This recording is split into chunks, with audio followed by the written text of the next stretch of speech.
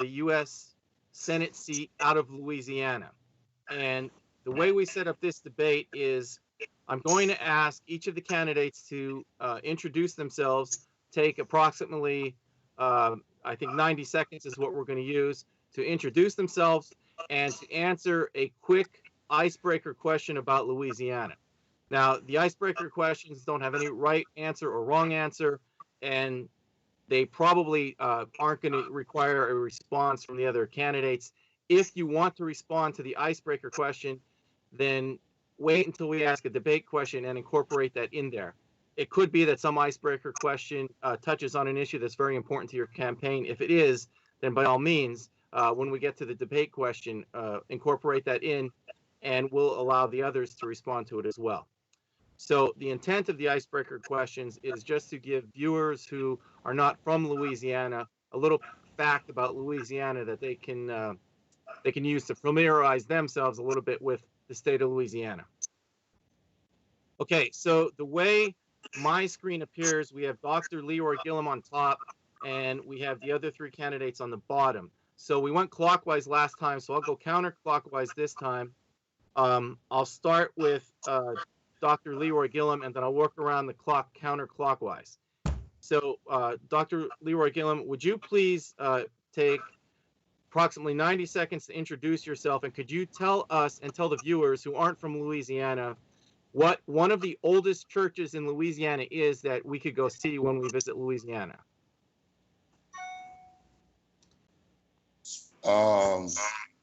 Lordbridge Baptist Church in Cheneyville, Louisiana. It's a very old church.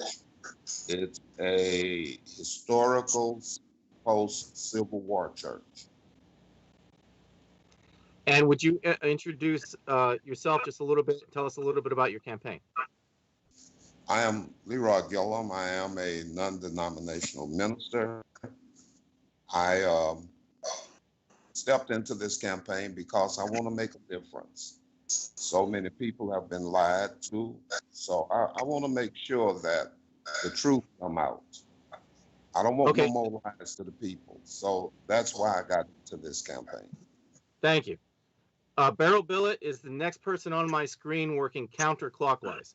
So Beryl Billett, if you could take approximately the same amount of time to introduce yourself, and could you also incorporate into your answer, tell us what is one of your favorite highway stops or interstate stops in Louisiana, and what is it that's at that stop that makes it your favorite?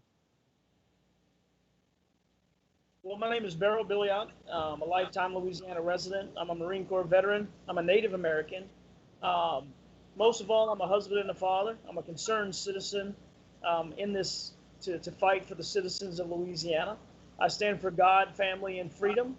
I want to strengthen our military, heighten our national security, provide for those to make sure they got a solid future in our nation. Now, on Louisiana, the interstate stops for me, I like stopping over in Grosse Tete because it shows the epitome of what, well, not necessarily the epitome, but it gives an example of what Louisiana is all about on the south end of the state. The cypress trees, the open air, the swamps, and it's a totally unique experience in through the south end of part of Louisiana. Okay, thank you very much. Thomas Clements, will you take approximately the same amount of time to introduce yourself, and can you tell us about a site in Louisiana that people should go visit when we go to Louisiana? Well, I'm Thomas P. Clements, my state Senate candidate here in Louisiana, Lafayette, Louisiana. I'm basically just running, I'm applying for a job. I need a job. I'm, unemployed. And so I felt like being a senator would be a really good job. And after the oil and gas industry has been plummeted, and so this has kind of been my direction and where I'm going in my life for right now. And this is my second election, and so I'm hoping to do really good in this election. And, all right, thank you very much. Both libertarian first time. Thanks. Okay, Charles Marcella, would you please take approximately the same amount of time to introduce yourself, and would you tell us about a location in Louisiana that visitors should go see if we want to learn something about Louisiana and how it fits into the nation as a whole? Sure. I'll actually start with that. The Poverty Point is outside of Monroe, Louisiana, about 40 miles. And that ties into who I am. I have a TV show on the side called Awesome Wildlife Effort, and we just made a 7-minute video about Poverty Point. It's the oldest civilization in North America. There's some Indians that live there, and they set up a settlement. They were trading within 500 miles, and it's a World Heritage Site. There's only 23 in the whole United States, so it's a great place. My family's from Monroe. I grew up in New Orleans. I went out to California, became mayor of a town in Silicon Valley, and I've been back for a couple of years. I'm a financial advisor. Okay, great. So we gave the first question to Raphael last time. So this time I'm going to ask Ken Daly if he wants the first question. Ken, do you want to open up with a general question about the political environment this year and the run for any federal office? Well, I'll leave that up to you.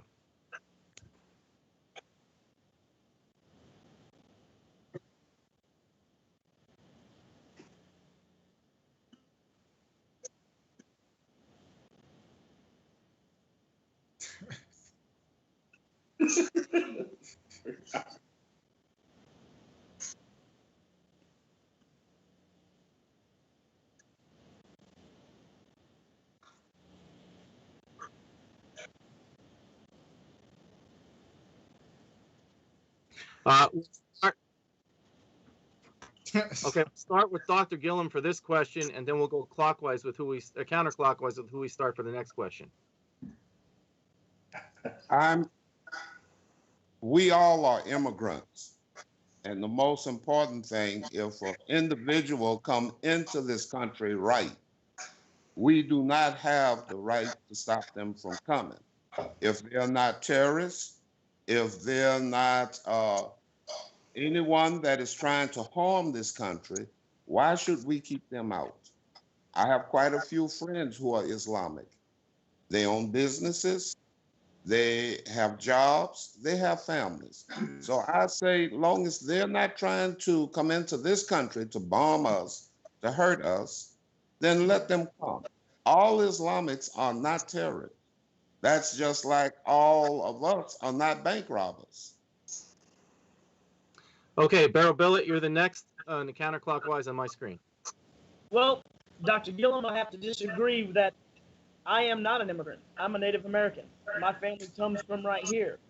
And I have to say that immigration is a very interesting point because, and like you said before, in 1492, immigration started with Christopher Columbus. They destroyed my whole ancestry, just about. A whole nation of indigenous people were pretty much wiped out from the face of the earth. So I think we need to be cautious in what we do. And you're right. We do have a process for people that want to come and share the American dream. They need to follow that process. But what's happening is they're coming in under the pretense of being a productive citizen for the in the U.S. country, and then what they're going to do is they radicalize, they recruit, and they increase their army within the borders of Louisiana and within the United States. So we have a problem that we have to figure out a way to make sure that we vet these people properly, that we understand what their intentions are, and that we monitor them until such point to where we're comfortable that they're wanting to become like us and not destroy us. Thomas, you're next on the screen. It's kind of ironic because I have like an open border policy, and then, but with the refugees like it is in a war that's going on over there, and so there's no way to vet them, and so a lot of Americans are really upset about that, and so if we can't figure out where they're coming from, we shouldn't be letting them in, and just because they look harmless, what have not, and so I mean the whole argument. If there wasn't having a war over there in the first place, we wouldn't be having this problem. So, all right, Charles, Marcella. Sure. My approach is unfunded mandates, and one of the things of my initiatives is that we get rid of the federal government sending to a city a bill, an invoice, so to speak. So the federal government sends a bunch of immigrants to Louisiana or New Jersey or wherever without the funds to educate them and add a new language to teach in the schools, without the funds for SWAT, for police to take care of it. there's no way for that city to cut out of its existing budget the funds to deal with this immigration issue. The other thing is that they've realized is that 80% of the immigrants coming in are registering to vote Democrat. So there's an issue there. Are they doing this to shift the party dynamics in Texas and in certain other Democrats? So demographics, excuse me. So we need to vet these guys because we've clearly seen what happened into Europe and crossing the Syrian border going into Turkey. But we've got to shut this down because we don't have the finances. And today I'm hearing that again. It's just there's no finances in the cities to do everything we need to do now, especially to add more bills to the city government. All right. Next debate question goes to Raphael. I think refugees are getting $1,700 a month now. You know, when they come into, you know. So. Okay. Next debate question goes to Raphael, and the next person on my screen counterclockwise to start is Beryl Billett. So Beryl Billett starts this time. Okay. My question would be regarding women and equal pay. Do you feel as though in the state of Louisiana, women still don't get equal pay for equal work? And if so, what will you do as senator to try and change that? Well, you know, that's a big issue that a lot of people are talking about. And when you talk about equal work for equal pay, as a business owner, I know that, you know, my highest paid employee is actually a woman. So I don't think it's an issue so much based on industry, but under industry classifications. The problem that we have, and people are turning this into a big issue, is a lot of the times it's not equal work. I mean, I have friends that own trucking companies, and they have women drivers, which is fine.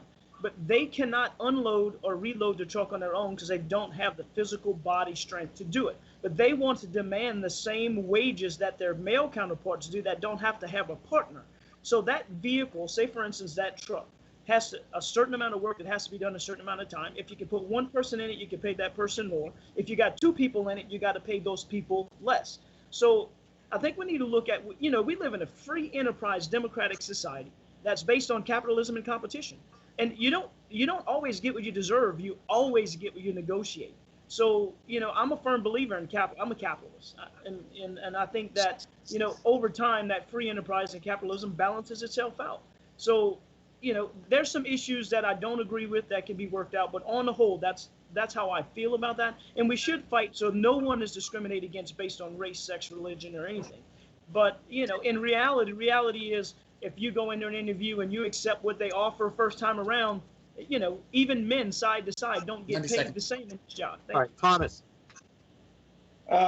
You know, I wish in a perfect world we could have, you know, equal pay for women and men, but how do we implement it is one thing, and you know, I think keeping maybe more public awareness to make a change for that to really happen. And I think the biggest argument is you see men and women, they got the same qualifications, and then he's making, you know, $50,000 more than, you know, than she is. And so, you know, I see where women has their point, and so I kind of side with them on that, but how to implement it and how to enforce that would be that, you know, how do you do that on a private company? So, you know, and that's what they're trying to change in the government, you know, organizations to where, you know, they keep that more equal, and so you're seeing a lot of slack going in there as well. So, but that's just how I see it. I think it's equal pay would be good, but you know, I think it's just a subject to touch on and just keep us away from the main issue. Okay, Charles. So in Louisiana, it is worse than the national average, and California was much better than the national average. So in high-tech companies, women are doing a lot better than they are in the companies here. But I actually don't know the job classifications where these problems are, because obviously it can't be with the government. And then if you go into tech, it's about what you can negotiate, and people move around. And you know, the companies that I work in are commissioned. There's a woman in our company that makes more than me because she produces more. You know, and it's a lending office, and she's phenomenal. So it's basically we all have the same ratio. A lot of times, commissioned sales reps are given the right rep. She's got a great following, so she does better. I'm building my book on that end. The thing, though, is that the law we talked about last year that they said Republicans opposed was incredibly complicated that you had to disclose everything about every employee to justify any pay difference. And that would have meant a lot of personal stuff would have been in public information under any request. So that wasn't the solution. We do have a law in the books for equal pay from the 60s. And the idea is to get that in compliance and find out what's not happening from that law and what jobs are not paying the same. Dr. Gillum. May I clarify or make a comment concerning the Islamic also again? Yes, and also, could you shift in your camera a little bit? You're just a little bit to your left. Perfect, perfect. Yeah, that's better. The one thing that I'm concerned about is that if we just bear down and stop these people from trying to come in legal, they're going to come in illegal. They'll find a way to come in whether we let them in or not. And then we won't be able to monitor what they're doing. I say let them come if they want to come. Let them come in right, long as they're not terrorists. They cannot get a visa to come here without an investigation being done on them. And most of all, do you want to respond to the other question too? Yeah. Yeah. Okay. Well, I'm 100% for women being paid equal as men are being paid. Number one, they work just as hard. Number two, they have a family to support just like we have. And if she's doing the same work that we're doing and we're being paid more than her, that is totally wrong. She must be paid equal for her work. And 90% of the women that's working side by side with a man, she have to be much better than he is, or she will not be hired. Then she have to put up with the sexual harassment. Then she have to be put up with the men talking down to her. Yes, they should be paid equal as a man. Okay, great. All right. Now my debate question is, let's see, Dr. Gillum, then it was Bill. So Thomas Clements is first this time around. Should we allow a place for Sharia law within U.S. law, and should we consider not allowing first-generation immigrants to have a right to vote? Should that be something that we hold off, that you don't get until you're a second-generation immigrant? That would be the children. No. No Sharia law whatsoever anywhere. I mean, I'm a firm believer on that. You know, I seen judges, you know, they're being sworn in on the Quran book and all that. That's all fine and all that, but we don't need Sharia law in this country. So, okay, what about withholding the right to vote until you get to the second generation? Once again, say that again. It's the what about first generation? Withholding the right to vote from first-generation immigrants, so only second-generation immigrants and beyond would have a right to vote in the United States? What are you talking about, illegal or legal immigrants? I mean, illegal. Both legal and illegal. If you immigrate to the United States and you get citizenship, if you're a first-generation immigrant, you would not have a right to vote, but your children would. No, I don't believe that's right. No. Okay. I wouldn't agree with that. I mean, you know, honestly, so no. All right. No. Charles Marcello, you're next on my screen. Sharia law, no. I mean, I don't even know where we'd have the budget. If you think about the cost of how much money in Congress it would take to put that in, there's just some parts of it. I don't know what's needed. So we have our laws, and our laws aren't supposed to be based on Christian or any certain religion. There's that separation of church and state. So I don't see what Sharia law we'd be wanting to put in here. And I think first generation needs to vote. In San Francisco, I had a lot of friends who are first generation Americans, and they worked their butts off to understand the Constitution and pass that citizenship test. So I don't see why they wouldn't be allowed to vote. They work hard, they contribute taxes, they vote. Okay, great. Dr. Gillum, same question. Should we bring Sharia law, and should first generation be allowed to vote? I don't agree with the Sharia law. That's number one. Number two, I'm a strong believer if a man become a citizen of this great country, he should have his right to vote just like anyone else. But I must say, we as African Americans We were born here in this country, and we still don't have the rights to vote like we supposed to. Congress have to vote every 25 years in order for us to vote. But yes, Okay. he should be able to. Okay, now I'm going to ask another series of Nope, icebreaker I get the answer. questions. Yeah.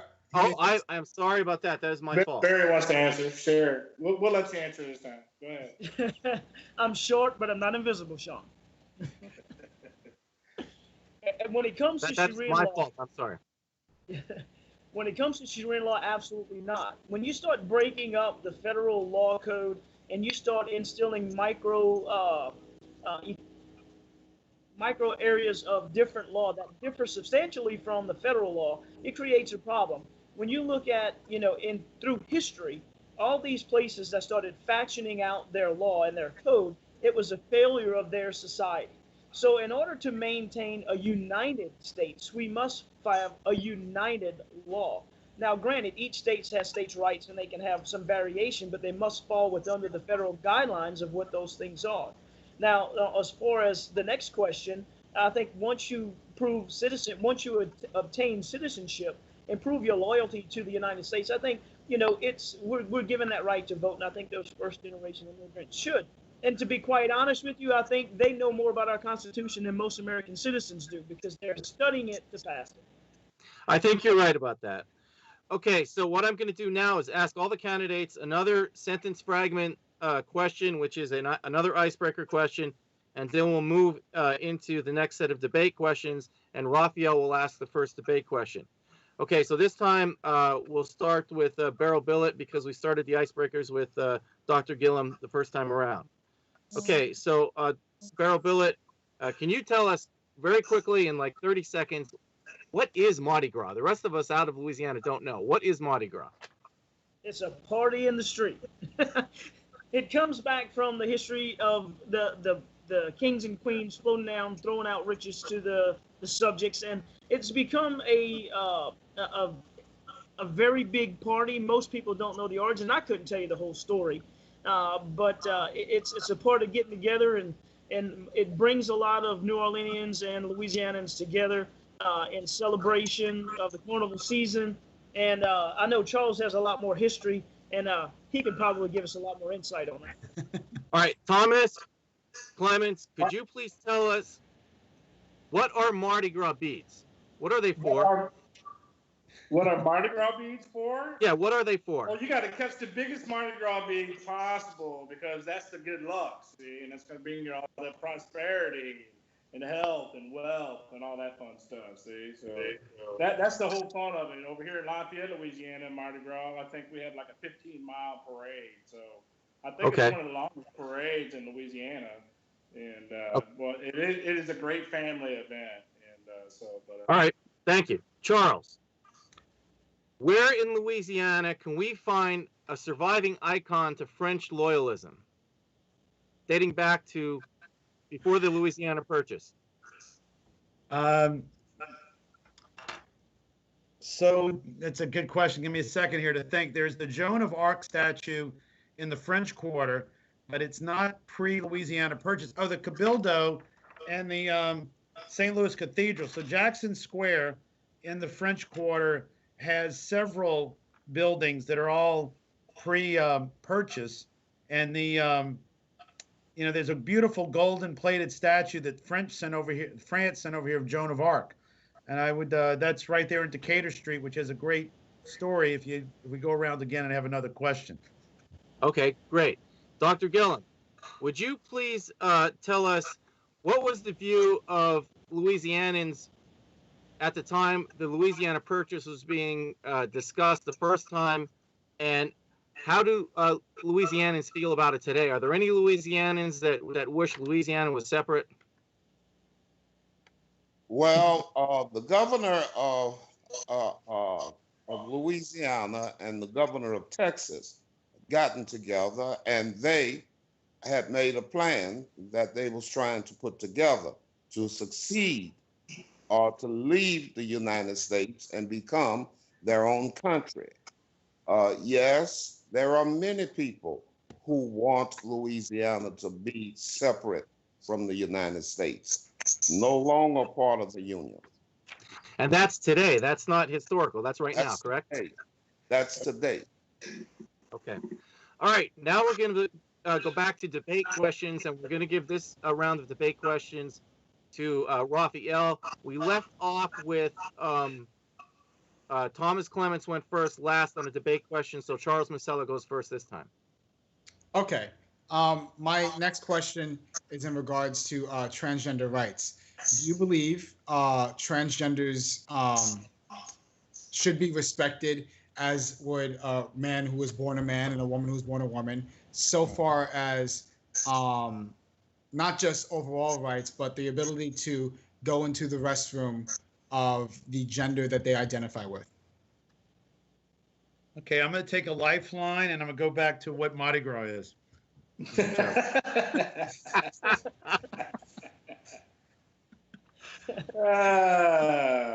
So Mardi Gras is the beginning of fasting for 40 days, and we start 10 days before. It's a Catholic tradition that before Jesus died, the Catholics would fast for 40 days. Mardi Gras literally means Fat Tuesday, and then you would eat so much. So the festivities are all about doing stuff you wouldn't do during Lent, which is fasting for Catholics. So that's that answer back there. Now back to your other question. Transgender rights. I've had some lengthy discussions with some friends on that issue, and I just think it's too complicated. We've seen too many reactions where a parent takes a 5-year-old girl into a restroom and they get, it's confusing. So I've had also some friends who have transgender friends. I don't think I personally have any transgender friends, but they've said that it's you want everybody to have their rights. However, my thoughts are, particularly for small girls, I think there's too much of a shock value and the parents aren't going to deal with that. So I don't see the inconvenience to a gender person unless you have the opportunity now to convert the handicapped restroom into transgender, which I wouldn't be opposed to that as a compromise. But to have a 40-year-old man go into a restroom with an 11-year-old girl, I think that's going to cause issues. Okay. Dr. Gillum. Well, I'm a firm believer that every citizen in this country have their civil rights, but it's one right that I refuse to give up. I will not allow my 15-year-old daughter to go in the restroom with a man just because he say that he have a man body, but on the inside he's a woman. No, I will not accept that under any circumstances. Too many little children have gotten raped in these different shopping mall restrooms, bus station restrooms. I wouldn't want none of my children to be a victim of that. So no, I wouldn't go along with it. I would go ballistic. My understanding would be zero. Dr. Bill, Mr. Billiot. Well, first let me say this, is that I do not condone 1% of the population. Right now, we have many big problems in our nation. And this is a social issue that distracts us from the big problems in our society when less than 1% of the population is dictating policy. But on that note, I do not agree with the transgender situation. People can say they identify with whatever they choose to, and if we allow them to have these laws in their favor, sometimes it puts us in an awkward position. Now, I believe everybody has their rights, but to what degree does that right going to infringe on somebody else's rights? We need to remember that our rights stop where somebody else's rights begin. And it goes back to the same issue.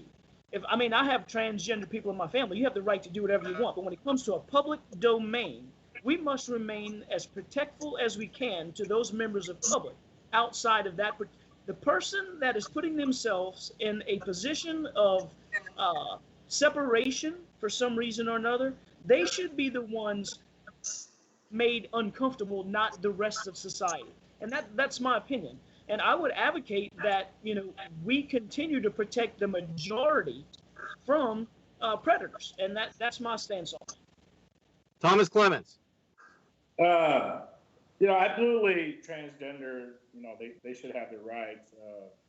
As far as the restroom issue and all that, I mean, that's been a serious issue going on for for a long time, actually.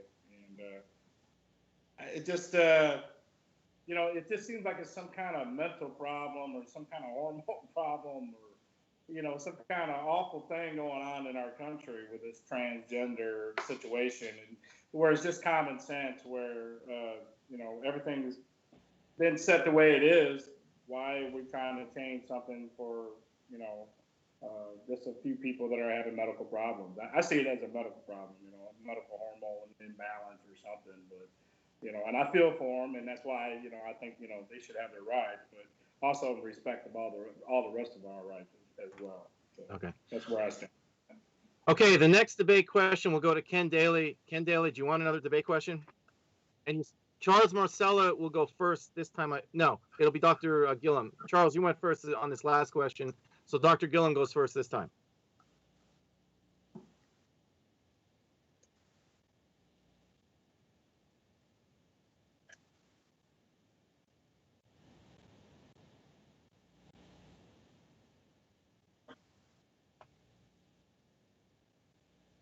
Anyone that have $1 million and above, that is a rich individual.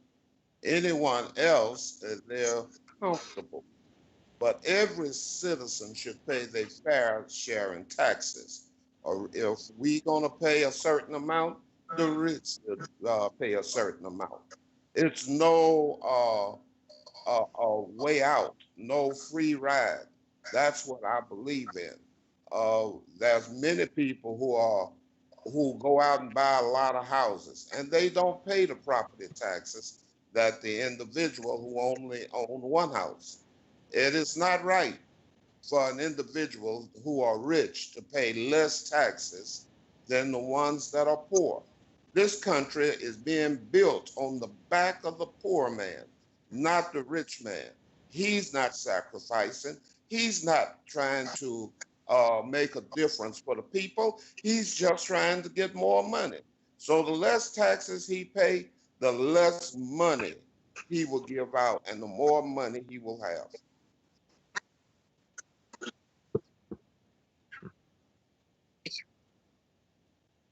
Fair share is what the state designed for every individual to pay, or the federal government.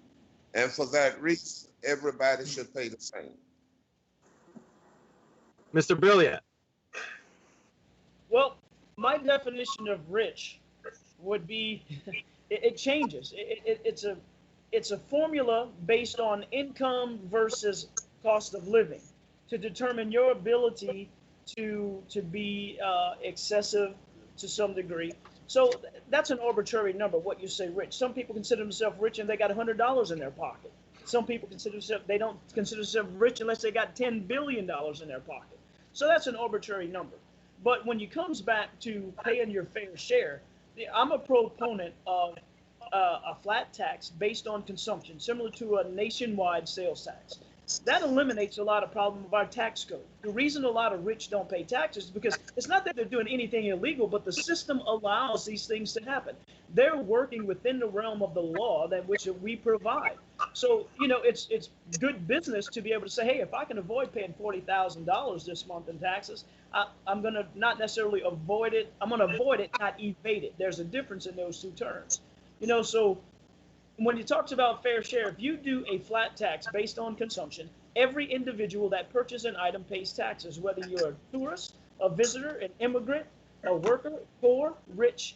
Everything is flat across the board. And you only pay taxes when you buy something, but it increases revenue, it reduces the tax burden on the American people, and it makes it fair across because you only do it when you spend, and you choose when you spend and how much you spend.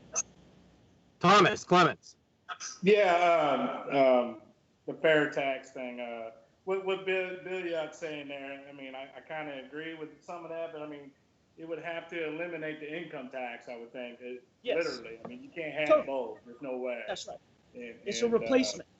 I would see something like that going forward. And as far as fairness goes, I'm a flat tax rate. I said it many years ago in the Senate hearing, and senators were asking me questions, and one just kind of, well, what do you think about the tax code? And I thought, man, flat tax rate would be the fairest going across. It don't matter how much money you've gotten, because even the rich, they're still putting money back into the economy. But I'm just trying to get more money back into people's hands. That's part of my campaign, and that's why I want a flat tax rate. Marcella. That's obviously a very objective question. On the flat tax, I think that there's a big problem with that, and that a lot of people deduct their business meals. And New Orleans economy is based on tourism dollars and business tourism dollars. So if you had a flat tax and suddenly you couldn't deduct that dinner in Antoine's where you brought all your salespeople down here for a conference, we might really see a huge thing in New Orleans, a problem, because nobody would be traveling as much without the business tax, the business deduction, because it went to a flat tax. As far as being rich, $1 million will only get you about a 1,500 square foot home in San Jose. So you're talking about a national standard. In Louisiana, it's a big difference. So I think that's such a relative term. My first deal, I sold shelving, and on weekends I installed it, and then I had to pay taxes for on Saturday so that I could keep what I made on Sunday. And I think at times that upset me. If I'm thinking I'm working overtime and the other guy is at the beach, why don't I get to keep Saturday and Sunday's income? Why do I have to give half of it to the government to distribute? So I believe that we would keep taxes as low as possible. Rich is a word that we're never going to agree on. And I think if Mark Zuckerberg can create jobs and these great tools for us to use, and he makes billions of dollars, that's the incentive. Because if we told the government to put out the bid creating a bunch of jobs, we'd spend the money. All right. Thank you, Charles.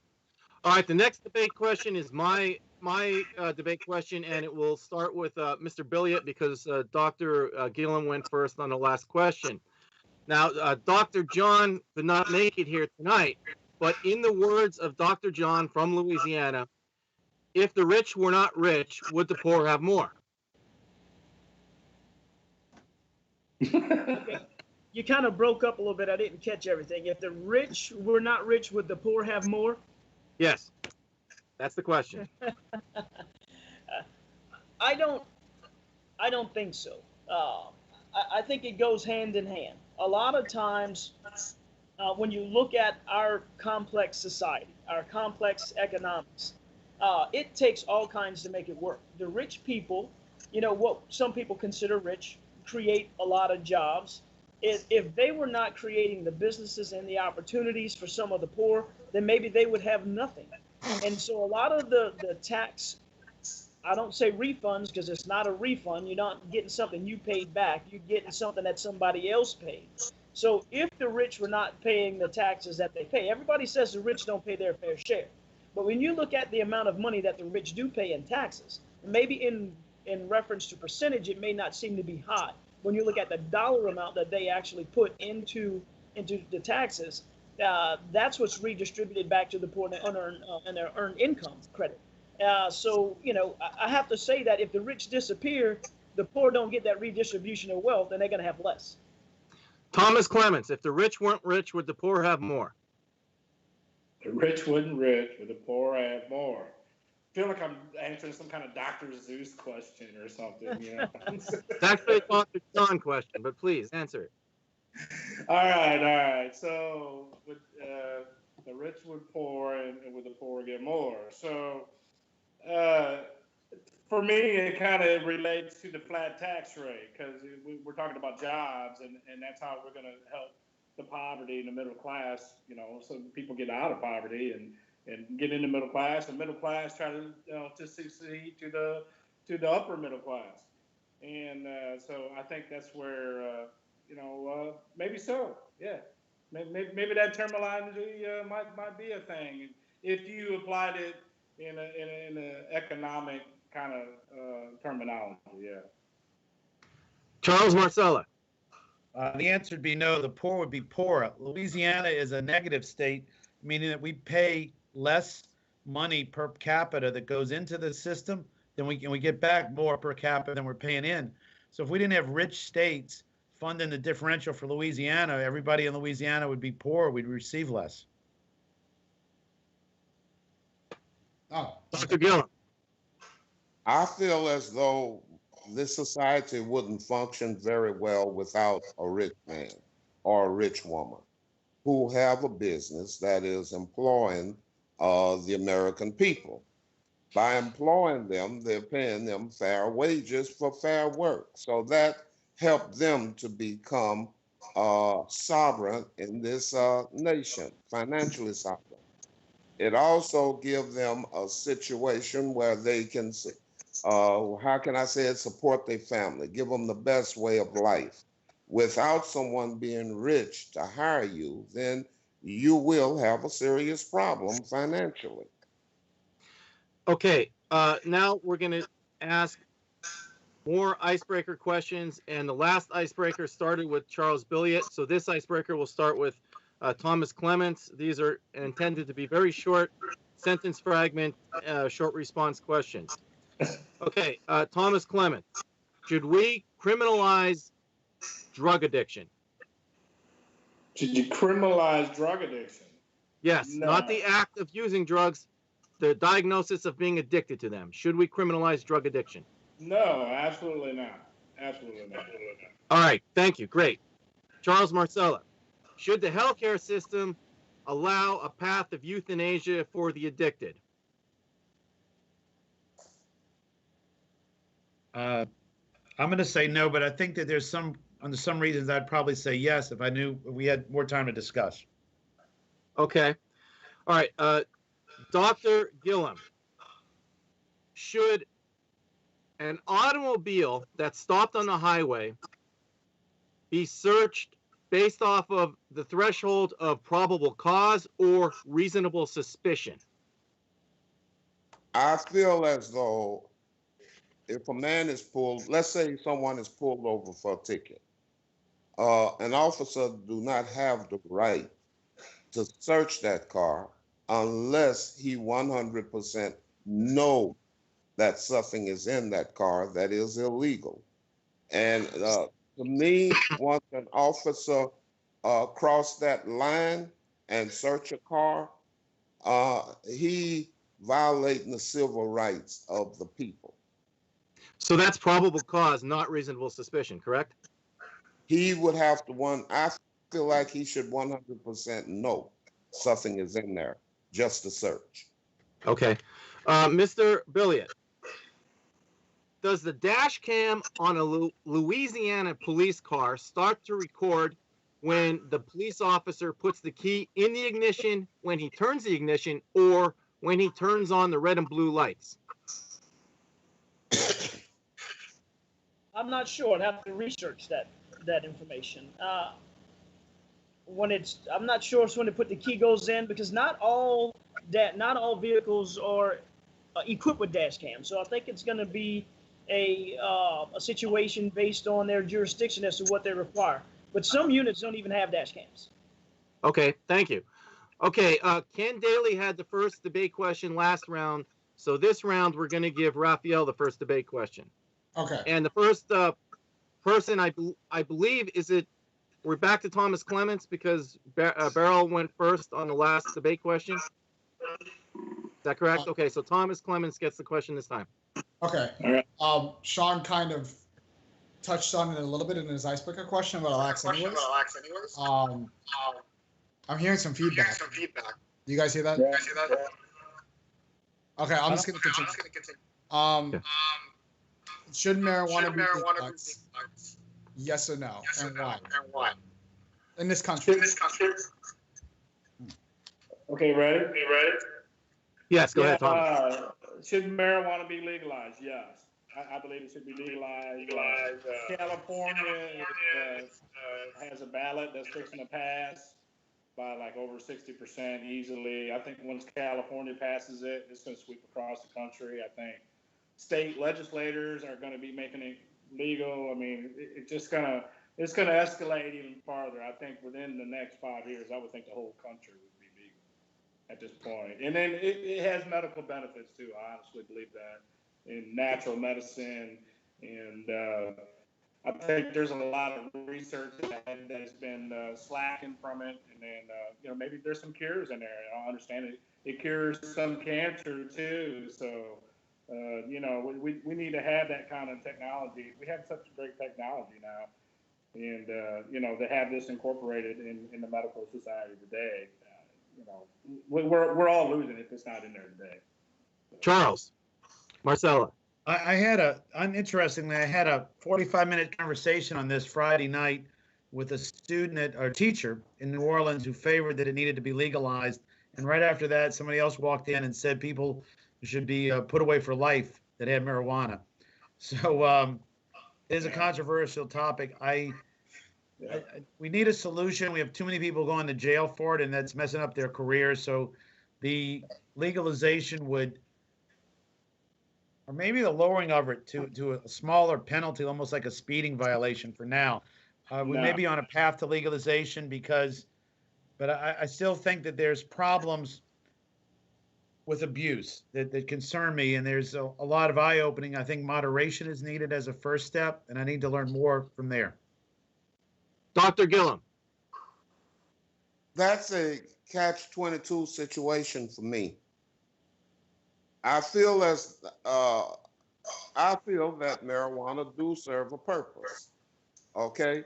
But I also feel that those who are not using it for medication, but just to get high, that's a problem. They have a problem. It have created a problem. But the most important thing is Colorado have made a strong argument for it because it boosted up the economy once they legalized it. But I feel as though right now, if you just have 2 marijuana sticks, it's just a traffic ticket. It's nothing to go to jail for, just a traffic ticket. So I don't see the fuss in it. Beryl Billet. At this current moment, with the technology that we have, I say no. And for recreational use, medicinal purposes, I would say yes. But for as a recreational use, I say no. And this is why. Because we do not have the technology to be able to determine how much is in someone's system. Now, granted, marijuana is probably safer for you than alcohol, and it wouldn't do any more harm. The problem is we are an oil and gas state, and in the oil and gas industry, I don't want to have somebody working in that refinery that's under the influence of marijuana on the job. So we don't have the technology to be able to determine how intoxicated or how much under the influence they are. All we can do is tell yes they are or no they're not. So until we can determine the amount of effect that marijuana is having on someone, it gives us a limiting factor as to know if they're unsafe to operate a vehicle, if it's unsafe for them to work with others and put them in harm's way. So, and then it becomes to a problem of just because you legalize it doesn't make the employers have to be able to accept you into their business if you have it in your system. So I think there's some questions that we need to answer, but there are some benefits to it. And personally, I think from a personal standpoint, I think it does more good for individuals than alcohol does. But again, I think our technology limits the ability to be able to limit the amount that you have to be able to do things that may be dangerous. Okay, great. We're going to give the second debate question in this round to Ken Daly.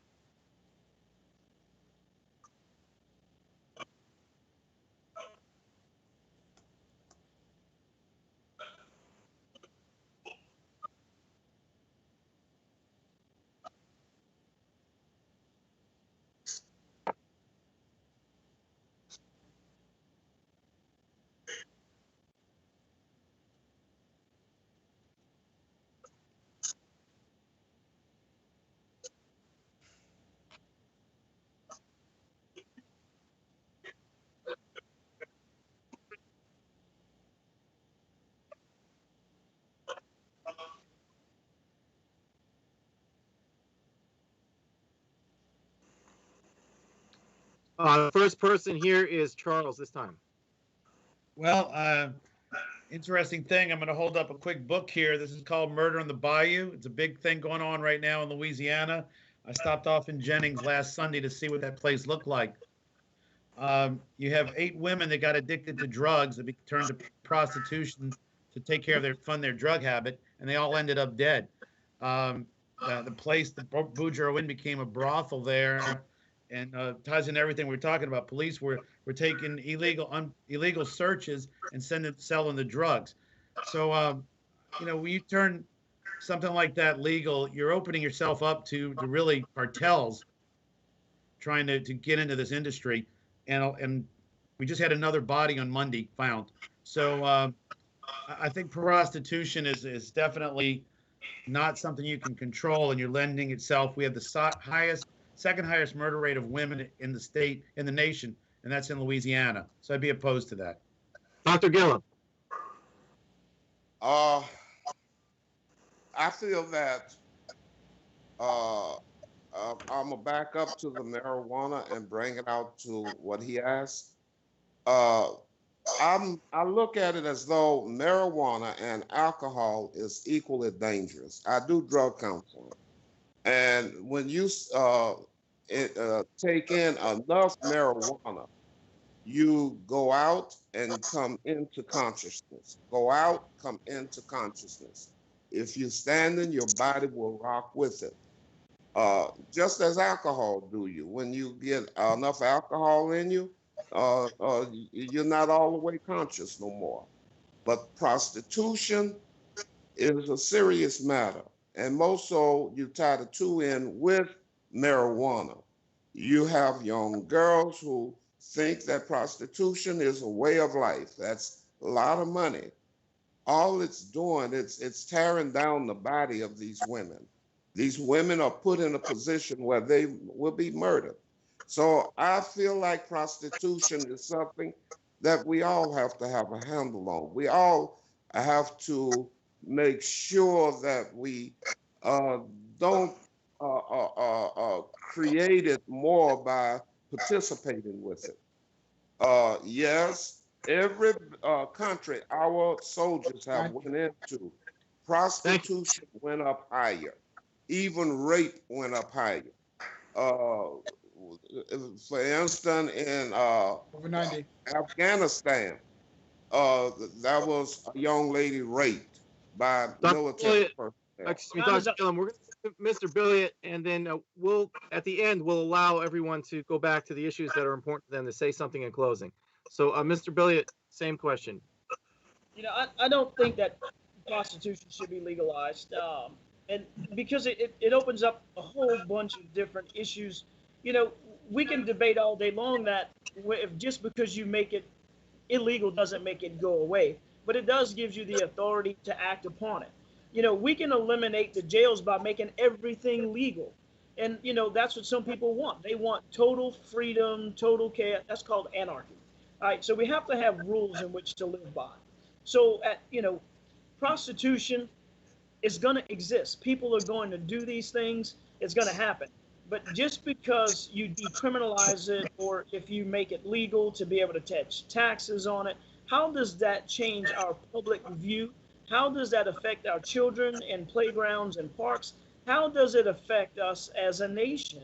And, we need to start approaching these things from a systemic view and not looking at them as one point at a time, because it has more effect than just the act of what you're talking about. It has long, lingering effects on society. And that's what we need to start looking at. We all have the rights and freedoms to do what we want to do in private, but when we come into public, that's what we as leaders and what we as a governing body needs to think about. We want to give the liberties and the freedoms to people to do what they want on their own time. But when you're doing it on a public street, in a public venue, we need to be a little bit more discriminatory as to what we allow to happen. We need to be a little tighter on our restraints, because we need to protect the rights of those conservatives as well as those liberals.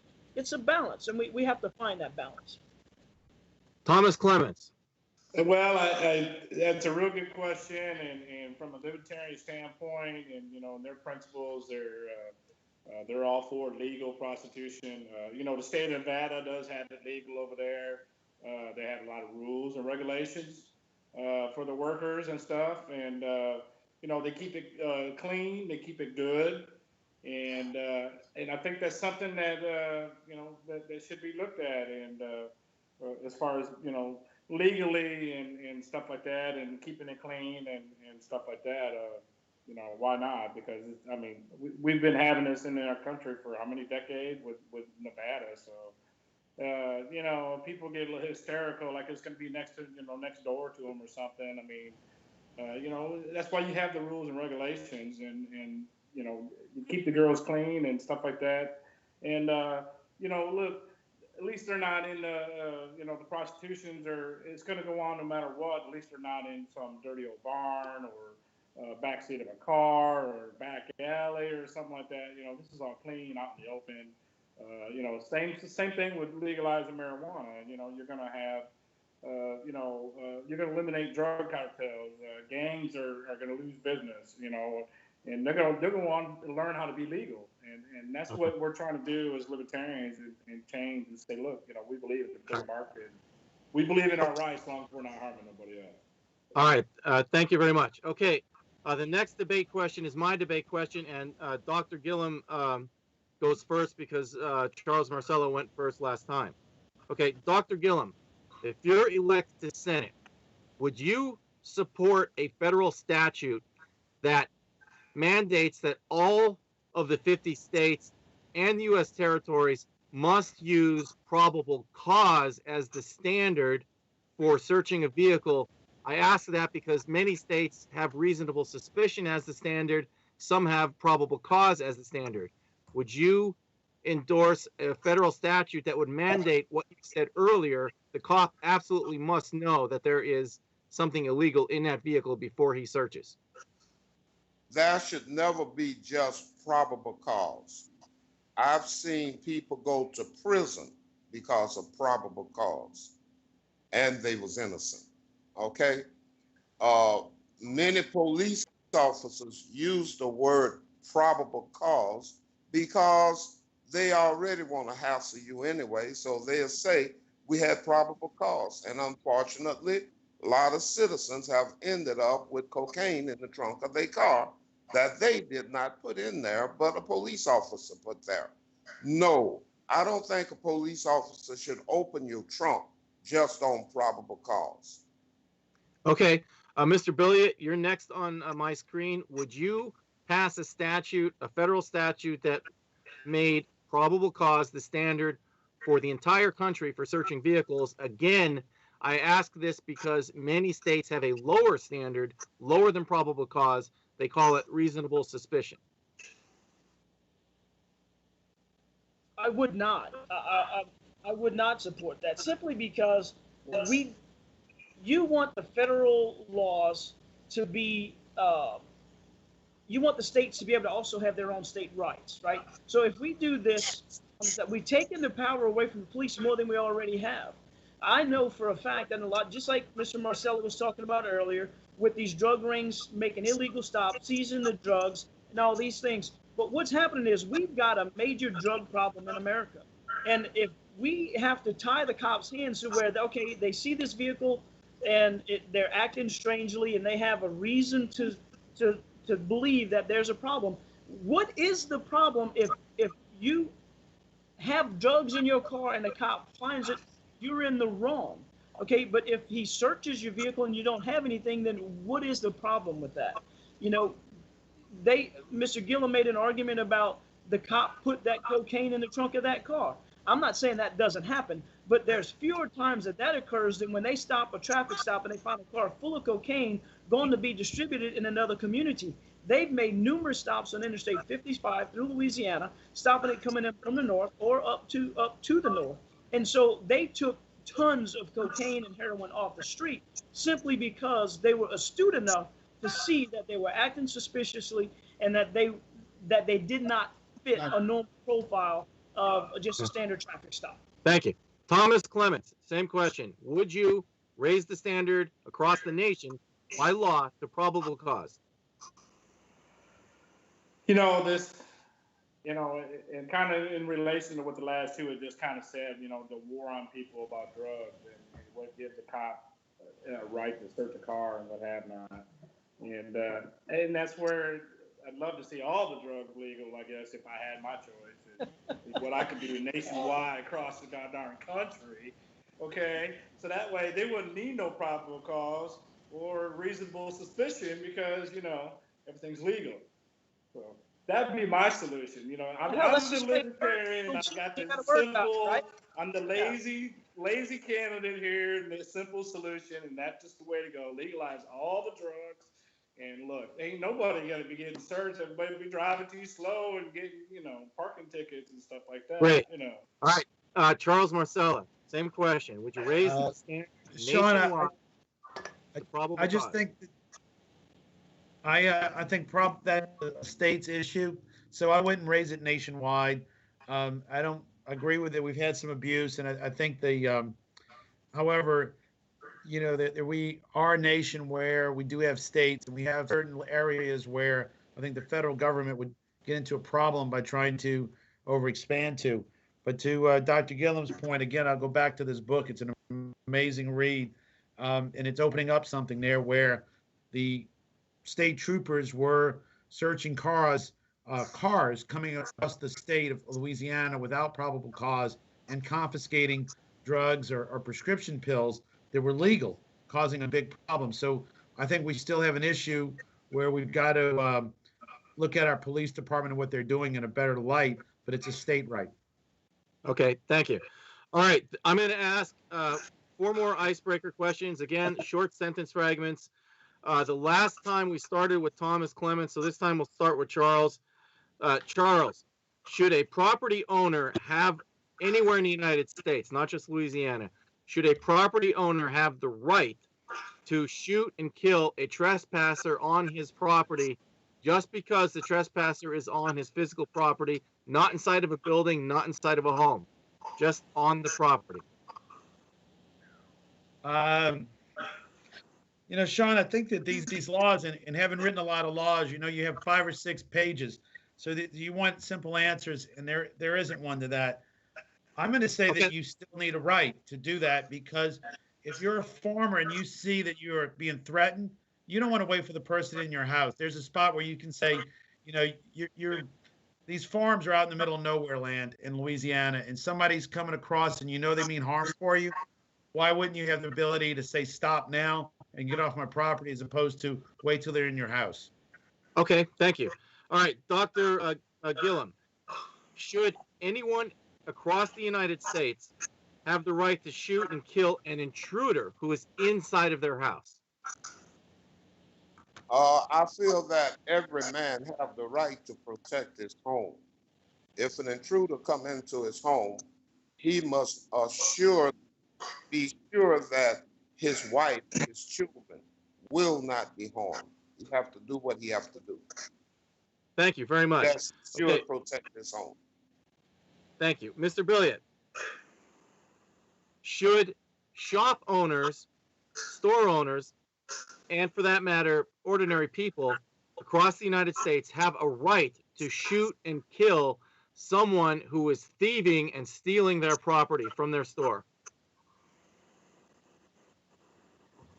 Again, you know, I'm gonna say like Mr. Marcella, you should have the right to do so, but I think there needs to be some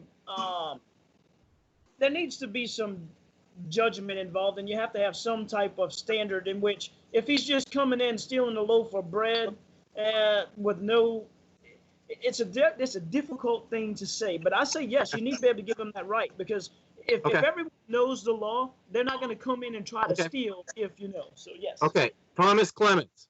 All right. In Florida, over the past week or so with the hurricane, when Black Lives Matter gave a speech informing government that as soon as the hurricane ended, they were going to march on shop owners and loot the shops, did they threaten to commit a crime openly? And did the shop owners have a right to form the perimeter around their shops and to engage in a gunfight when Black Lives Matter showed up to loot their property? it seemed like a couple questions in there, but Just pick one. Just I tell pick. you what. Here's the thing: if they're coming onto your property, if your life is in danger, by all means, yes, you have the right to shoot and kill and defend yourself. But if they're just coming on here to loot and take your stuff, uh, you know, shooting them, I would say no. But I mean, Okay, if your great. life is in danger, yes. Okay, great. All right, we're going to give the next debate question to Ken Daly, and then after that, we'll go to Raphael. So, Ken, would you please ask the next debate question?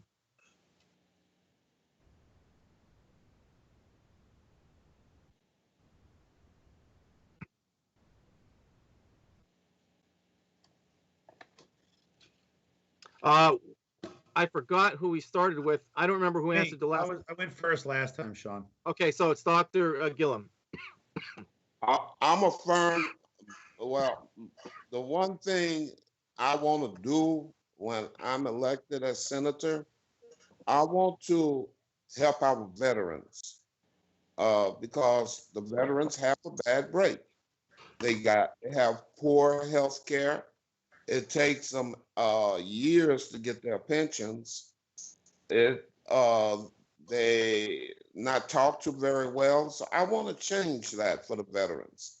I also want to work with those men and women who are on food stamps.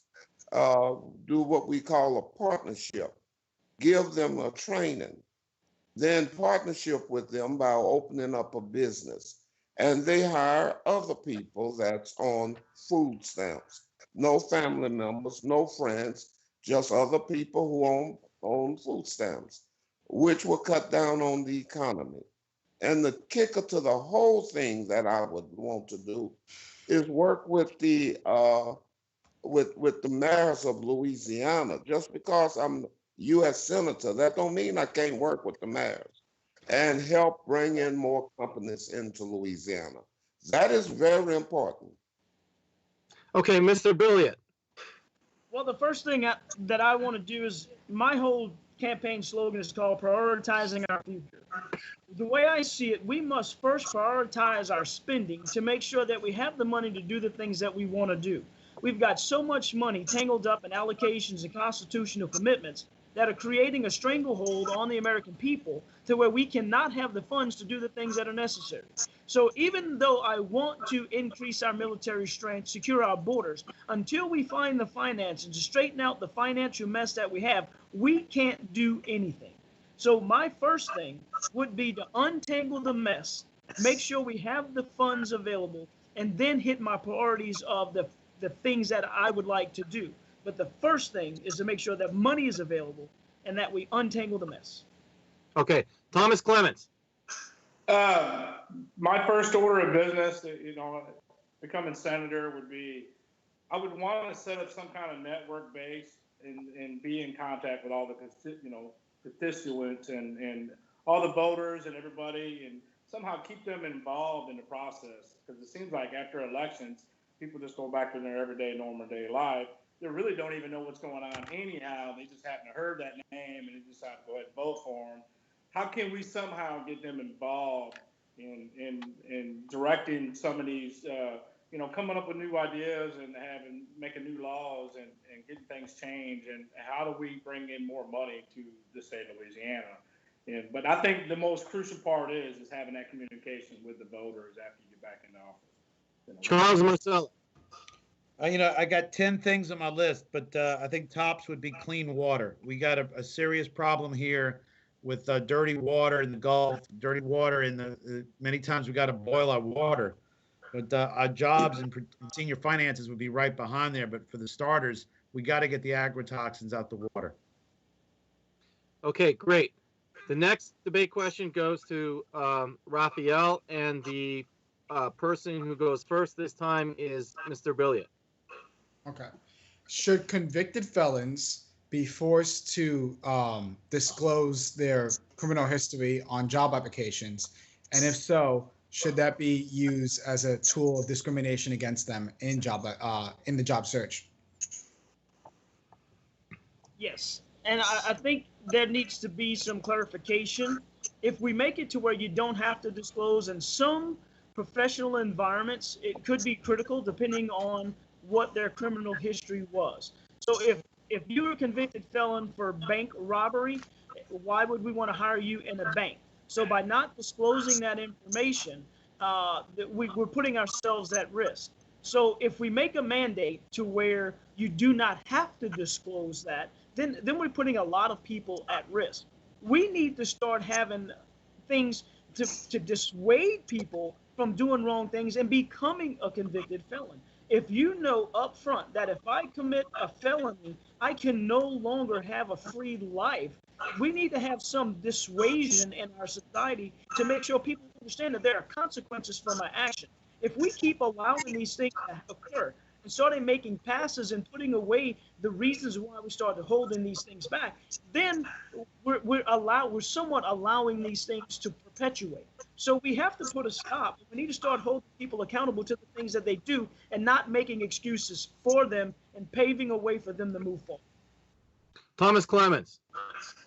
Uh, Having felonies, or the question is, would you have to put your felony on your application? I'll say it again.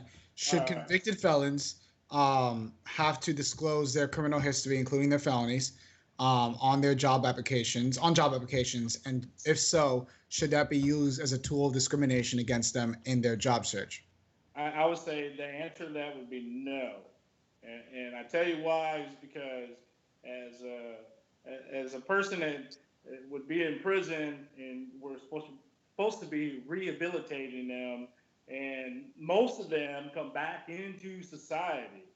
And so, they need to have a chance to get back into society. But most of them come back out and they do well. And they get their life back together and become accountable for their actions and stuff like that. And besides, we're going to legalize all the drugs in the whole country, and all the prisons are going to get empty, and them guys are going to be needing some jobs when they get out of prison anyhow. Then you're going to have a whole bunch of empty prisons. So there you go. Charles Marcella. The answer is yes. And, a good example right now, and when I was mayor, we had a lot of people who, to see what child predators had moved into the neighborhood, and there was an app, actually, that's a website where you have to disclose that. So, I mean, that's not even a job where it's private. If you get convicted of that, that's out for the whole public to know that you molested a child or raped your child. To say that's part of the punishment. On these other issues, like Beryl said, I agree with him on his answer there. For the rest of your part, I'd be repeating what he had to say. But we need to disclose, because a child rapist, you don't want taking a job as a janitor in a school. Dr. Gillum. I feel like every individual should have to answer that question. If they went to prison, they should put it on the job application that they went. But there also should be more laws in place to protect them, so that companies will hire them. Okay, great. For this question, I think what I'm going to do is I'm going to pass on my debate question, but I'm going to let Ken or Raphael ask another debate question on the same line if they want to. If not, I'll go to the next category.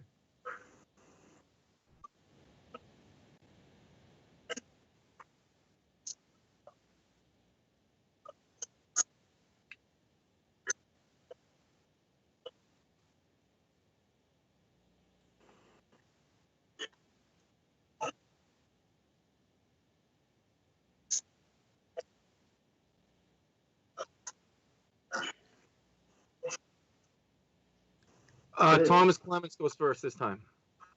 True. Yes, I agree with you on that. Absolutely. I mean, I'm a small business owner, and so you're not going to tell me who I have to hire and who I can't hire, and if the person has that qualifications, I don't care if it's a man or a woman, it doesn't matter gender or race or anything like that. But yeah, no, that's Charles. I'm going to agree with Tom. That's a very broad topic, but in general, I agree with Tom there. We have 5 people in my company, and if someone's chemistry doesn't fit in, what do? You have to, you're forced to let the company dissolve. And another company I was with, they had bad chemistry, and now it's out of business. But you have a lot of other places where that's not a requirement in larger companies. Dr. Gillum. I feel as though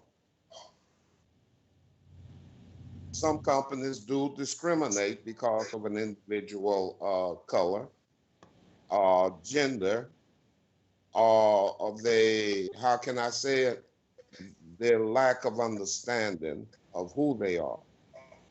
But I feel as though these people should be protected as well to be able to get a job, be able to support themselves, be able to support their families as well. And if a company, if there's no regulation saying, hey, you need to, you have to have so many of these people on payroll if you have a big company. So I say yes, there should be some regulation on that.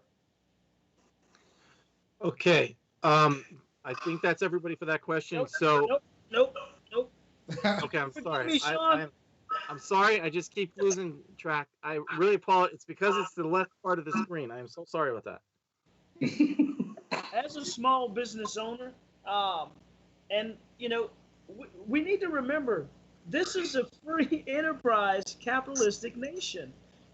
A business owner should have the right to hire and fire anyone they choose based on their own beliefs. Now, the government can set up different things to where if we want to increase your tax credits, or these are the things that got our society in a situation with tax credits. Because if the government wants to increase your tax credit to be able to open up your doors to a broader array of individuals, then in order to get this credit, you have to do these things.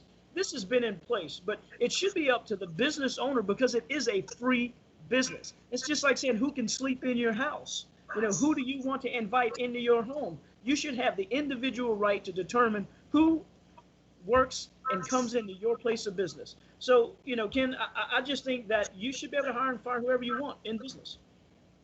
Okay. All right. The next set of icebreaker questions will start with Dr. Gillum, and then we'll go around.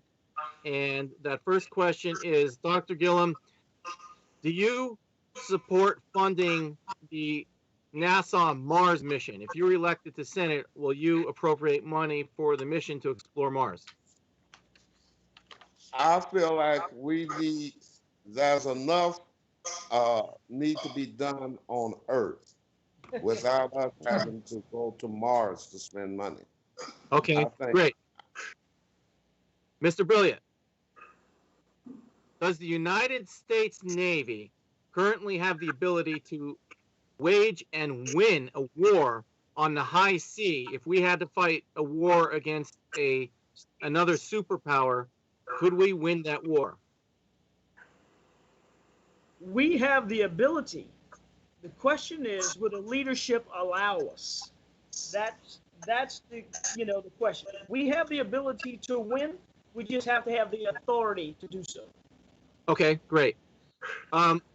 Thomas Clements, if you're elected to Senate, will you support legislation that makes small, affordable satellites available to small, medium-sized businesses, or for that matter, to an individual if you could save up enough money to buy one? Well, yeah, if you can save up enough money to buy one, why not? Yes, absolutely. Okay, great. Okay, Charles Marcella, do I have a right to fly an unmanned drone over your property with a camera and look down? And do you have a right to look up and shoot that drone down? Absolutely. It's duck hunting. Okay.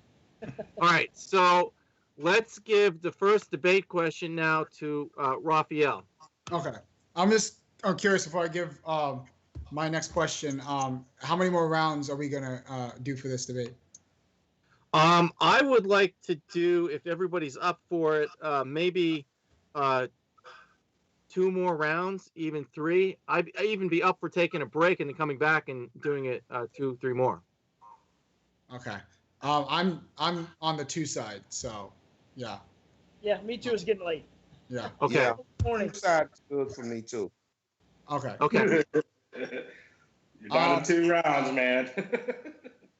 Is I'm trying to think of was this a question? Okay, sorry. It was meant to be about Charles is national doing something security. else anyhow, I was so- trying to leave. I was trying to go into the subject of national security and big national security. You know, Okay. the big Navy, the big Air Force, the satellite programs, that kind of stuff.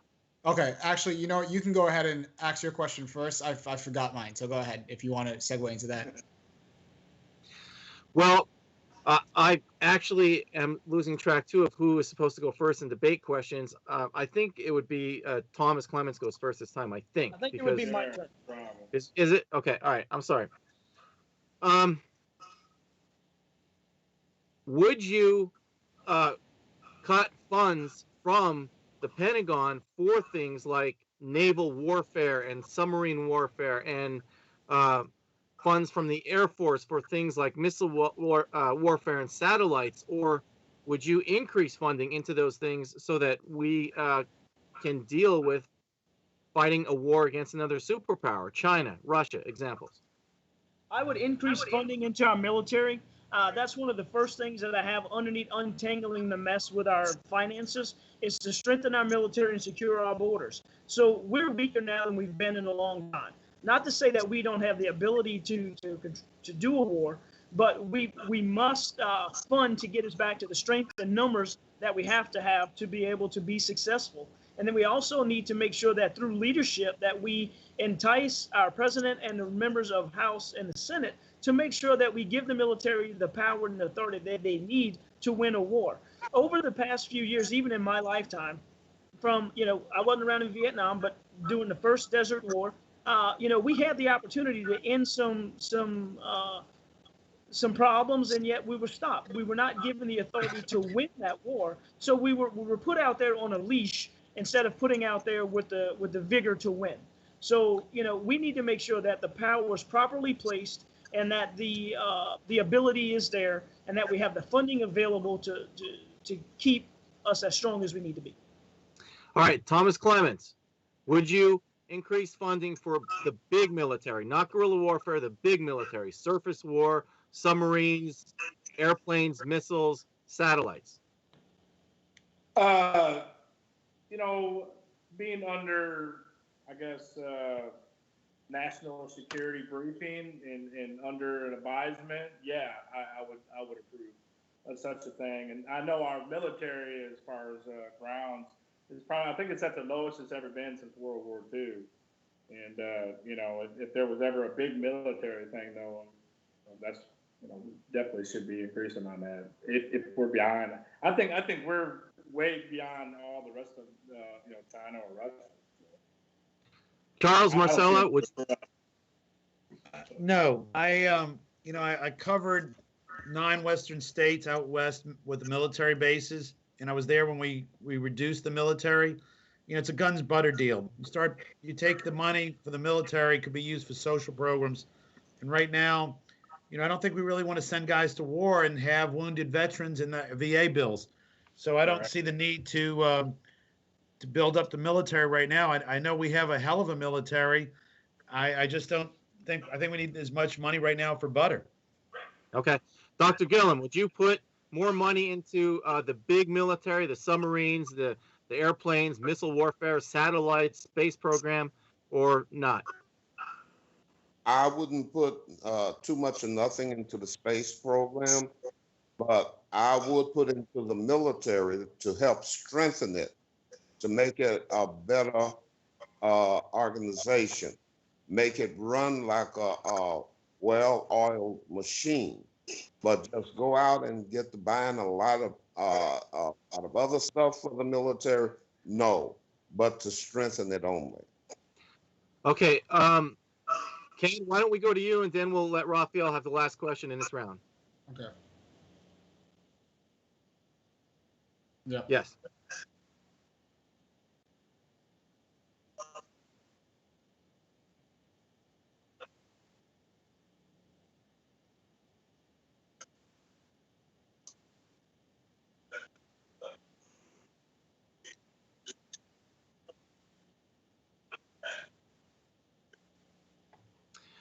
I believe it is Thomas. Charles Marcello. Thomas. Yeah. Thomas first, Charles. Thomas, okay, yeah. Okay. So $20 trillion, yeah. I mean, what would be the best thing to do? Probably stop, borrowing $1 trillion. And what aggravates me the most is when you talk to any senator or congressman, they'll go, well, we don't have a revenue problem, we have a spending problem. But yet they turn around and borrow $1 million. So I just see this as a serious issue as far as what's going on in Congress, and why are we borrowing this $1 trillion and then we're paying $250 billion in interest. So we're killing ourselves, and it just can't continue on. And it's predicted for another decade that they're going to keep borrowing $1 trillion every single year. So I'm trying to bring public awareness, and I hope that we can stop doing that. So we'll still have national security without it. So. Okay. Charles, I think it. Yes. And to Ken, your point there, New Orleans used to have the Apollo booster program was here to build a big first tank. That was our big contribution in the space shuttle fuel tanks, and those programs are gone. And you're right, we are paying a price for having such a big debt because space programs create technology that later creates other jobs and private sector jobs because the government funds the research on how to do specific things and then shares it. We've to get the debt under control right now. We've got I don't have an easy solution. I wish I could tell you I did. We could start by trying to reduce programs. Somebody's talking about a 1% deal where every year you bring it down another percent till you get our budget under control. And at the same time, you've got to bring the jobs back that have gone offshore back into the country so we have more income. 38% of the people aren't working right now, are not in the labor force, and you've got the other people carrying them, and that's causing the debt. We've got to get everybody working. Dr. Gillum.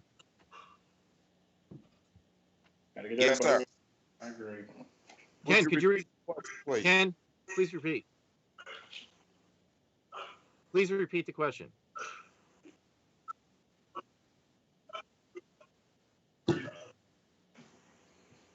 I'm sorry, I didn't understand you.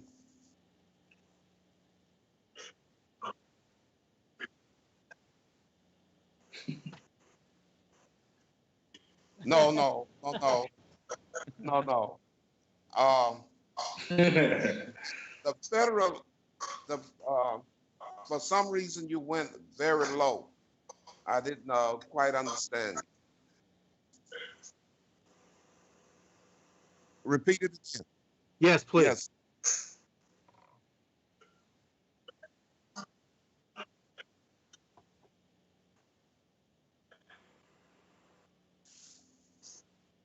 Well, personally, I look at it like this: as a senator, individual senator, it will not be my responsibility to pay that down. But as a senator, I would try to come up with a solution to help get that paid. Um, I would say that we need to make some budget cuts and put those budget cuts into toward the money that we're spending for. I would say instead of paying $500 for a hammer, we pay the right price for a hammer and put the remainder toward the deficit. Mr. Brilliant. As we talked about before, my whole thing is reprioritizing our spending and putting our priorities in place. We have a big problem of waste, fraud, and abuse in our government. And it goes with this spend it or lose it mentality with budgets on all departments. If you've got a $500 million budget in this department and you get to the end of the year and you haven't spent it all, you go through the spending spree to spend the money because to make sure that same money's in the budget for next year. We need to change our mentality and how we approach budgeting for it. And we need to be a smart negotiators. I mean, that's one thing that Donald Trump said that makes a lot of sense. It's not that I don't agree with everything that he's saying, but he talks about negotiating properly to make sure that we get the best deal. As an American citizen myself, what we do is in business is, we look at the government as this an end all pay all, where they have this huge pocket of money that they're going to do and spend prevailing wage. They're going to pay more money. And so a lot of companies take advantage of that. Now, we need, as senators and as congressmen, we need to make sure that we negotiate good deals and that we get a fair price. The cheaper is not always better. So you want to make sure you've got good contracts, good deals in place. Now, the other thing that we also need to look at is the fact that some things that we're doing don't necessarily need to be done. We just need to prioritize where it is and make sure that we're spending our money. We need to be good stewards of the government's money is basically what it counts to. So we need to pay the debt down. We also need to make sure that we increasing the number of taxpayers. We're talking about the space program. I worked with General Dynamics Space Systems divisions for a number of years on programs that the technology gave us MRIs, CAT scans, and those kind of things. So, as the government puts forth the investment in making these space programs, we increase the revenue through the communities, increase the number of jobs, increase taxpayers, and it flows back into the system, bringing companies back on the U.S. soil, increasing their employment, brings money back in. So we need to focus on increasing the number of people paying taxes and not the number of taxes that individuals pay. All right. Did everybody answer that question? I did. I started it, Sean. Okay. So Yeah. Thomas, did you answer? Yeah, I answered. Okay. Okay, somebody answered. All right. Raphael, do you want to ask another Yeah. question, or you I guys got want my to? question. For somebody my age, student debt is a concern to many of us, regardless of what state you come from. So my question would be, do you feel as though the government should mandate that colleges disclose the average amount of debt that a student holds at their university and the average amount of time it takes to pay off those loans and the average amount of salary that a person gets while graduating in the fields that that university offers? I think that Dr. Gillum goes first because Charles said he started the last one. Is that correct? I believe so, Sean. I feel as though colleges are exploiting our children, taking advantage of them, should I say.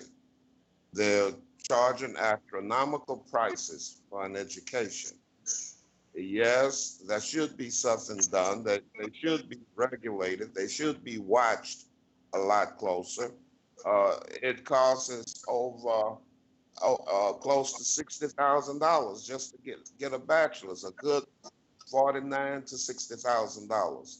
I feel as though they're overpricing the young people that's trying to get an education. I feel as though there should be a better setup put in place for them to pay this money back instead of becoming like a pack of wild animals on the hunt. Mr. Brilliant. Raphael, it's a twofold question because there's two things involved in this. Now, as a student, you have to pay to go to school, and it needs to be affordable in order to be able to move on. And then on the other hand, you got an issue of, you talk about teacher salaries and all these other things that you want to pay the teachers high wages, professors, you want to get top-notch people in the universities. Well, that's not free. So it's a trade-off. On some of your private universities, you got some of these top-notch people, instructors in these classes. Of course, they may be getting $250,000, $300,000 a year, or whatever their salary may be. So whose responsibility is to pay? That's the question. And so when you look at state-run universities, you got the same issue. We talk about paying teachers more, paying professors more. That increases the cost of an education. Now, there's two sides of educational institution. You got your educational principals, and then you also have your facility funds. And so when we start talking about cuts in education, are we talking about cuts in the teaching staff where the students are affected? Are we talking about infrastructure where buildings? There's some universities that have multi-million-dollar entrances into their student unions. So it's a problem. Now, I think as far as the question of disclosing the amount, I mean, that's in your tuition fees.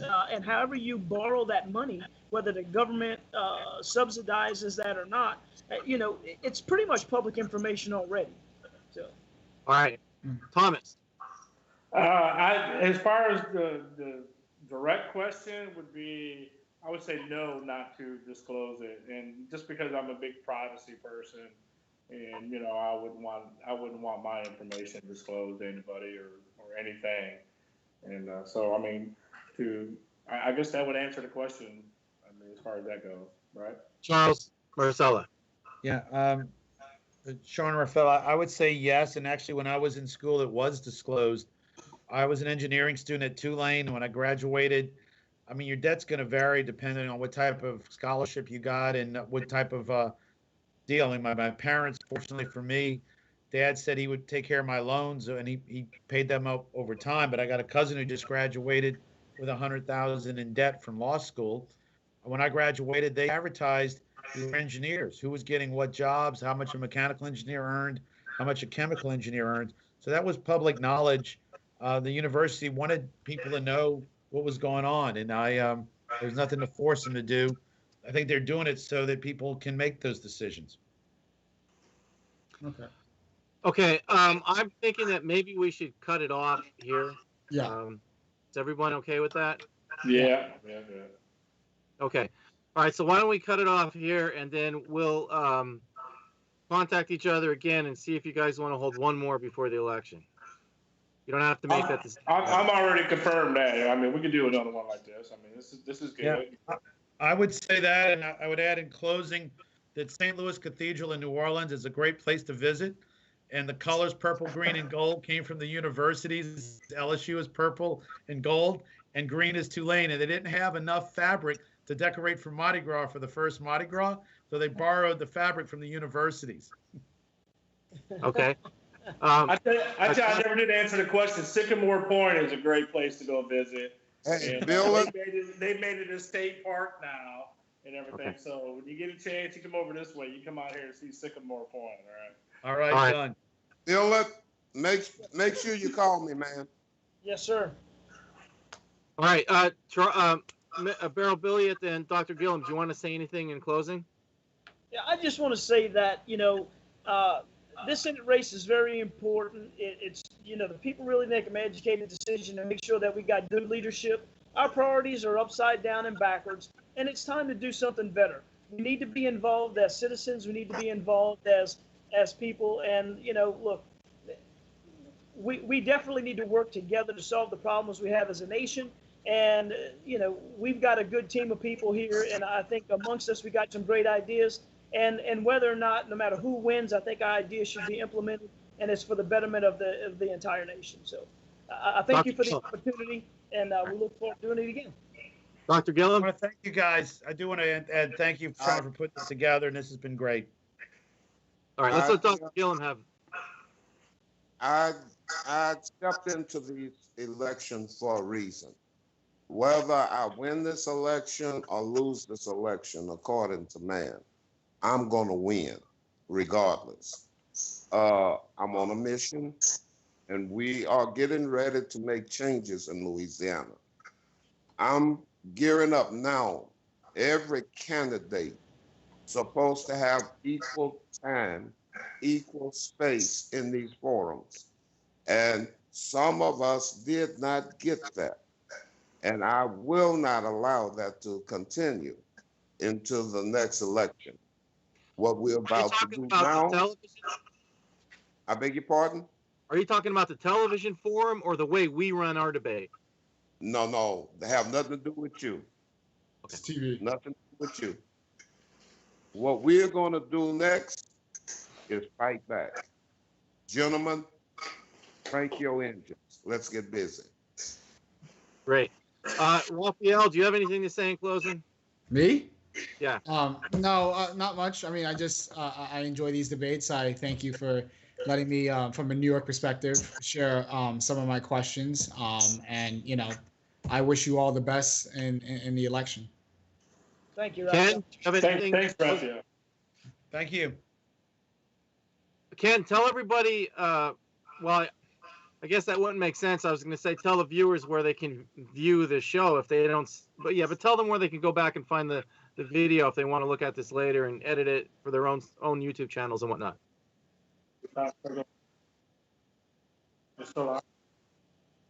Okay. And they can also find it at Ken Daly at YouTube. Ken Daly's YouTube channel. That'll lead them there too, right? All right.